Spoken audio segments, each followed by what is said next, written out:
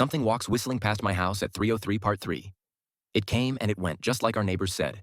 The whistling returns each night and we never look and we enjoy our million little blessings every day. Nola breathes on her own and she's grown into a strong, clever girl. My dad even joined the welcoming committee. We don't get new neighbors often. Why would anyone want to leave? But when a new family moves in, my dad and the committee bring them macaroni casserole, a gift basket, and the manila folder. I can always tell by the look on my dad's face when he comes back if the family took the committee seriously or if we'd be getting new neighbors again very soon. Not long ago, a family moved in directly next to us. The previous owner, Ms. Maddie, passed away at age 105. She'd lived a good, long life. Our new neighbors seemed like they fit in just fine. They believed the welcoming committee, took my dad's advice about the locking shutters since they had a young child of their own. Whatever newspaper clippings were in that manila envelope, whatever evidence, my dad never let us see. But I imagine it must have been awfully convincing since our neighbors got along with no issues for the first month. One night, when our new neighbors had to leave town, they sent their son, Holden, to stay with us.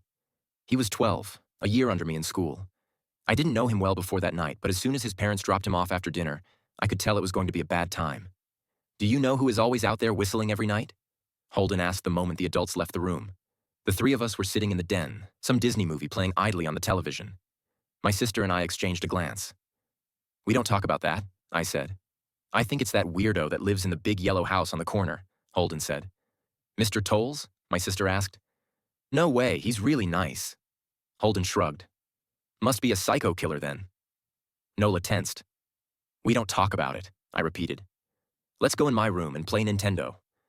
We spent the next few hours playing games, eating popcorn, and then watching movies. A typical sleepover, but I could see Holden was getting antsy.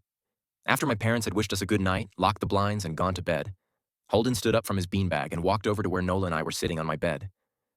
"Have you ever even tried looking?" he asked. "It's nearly time." Like most sleepovers, we'd conveniently ignored any suggestion of a bedtime. I was shocked to see he was right. It was almost 3 a.m. I sighed. "We don't... See, I can't even try to look because my dad locks the blinds every night and hides the key," he continued, ignoring me. "So does our dad," said Nola. "No," replied Holden. "No, he doesn't." "You saw him do it," I said, a little sharper than I meant to sound. Holden grinned. "Your dad locks the blinds, yeah, but he doesn't hide the key. He keeps it right on his normal keychain." "So?" I asked, worried I already knew what he would say next, because I had noticed that my dad didn't bother hiding the key anymore after all of these years, because he knew we took it seriously. "So, after your dad locked up but before your parents went to bed, I went to the bathroom. And on my way, I may have peeked into their room, and I may have seen your dad's keychain on his nightstand, and I maybe went and borrowed the key to blinds." Nola and I stared, and his grin only grew wider. "You're lying," I said.